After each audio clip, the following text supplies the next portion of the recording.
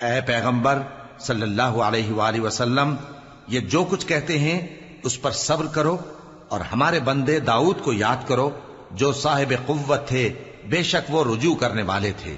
ہم نے پہاڑوں کو ان کے زیر فرمان کر دیا تھا کہ صبح و شام ان کے ساتھ تسبیح کرتے تھے، اور پرندوں کو بھی کہ وہ جمع رہتے تھے، ہر ایک ان کے آگے رجوع رہتا تھا۔ اور ہم نے ان کی بادشاہی کو مستحکم کیا اور ان کو حکمت اور فیصلہ کن خطابت عطا فرمائی۔ اور اے نبی صلی اللہ علیہ وآلہ وسلم، کیا تمہارے پاس ان جھگڑنے والوں کی بھی خبر آئی ہے جب وہ دیوار پھاند کر اندر داخل ہوئے؟ جس وقت وہ داؤد کے پاس آئے تو وہ ان سے گھبرا گئے۔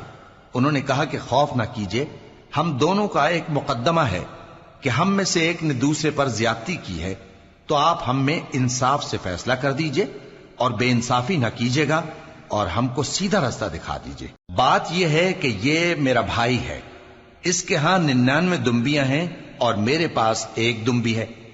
یہ کہتا ہے کہ یہ بھی میرے حوالے کر دے، اور گفتگو میں مجھ پر حاوی ہو رہا ہے۔ انہوں نے کہا کہ یہ جو تیری دمبی مانگتا ہے کہ اپنی دمبیوں میں ملا لے، بے شک تجھ پر ظلم کرتا ہے، اور اکثر شریک ایک دوسرے پر زیادتی ہی کیا کرتے ہیں۔ ہاں، جو ایمان لائے اور عمل نیک کرتے رہے، اور ایسے لوگ بہت کم ہیں۔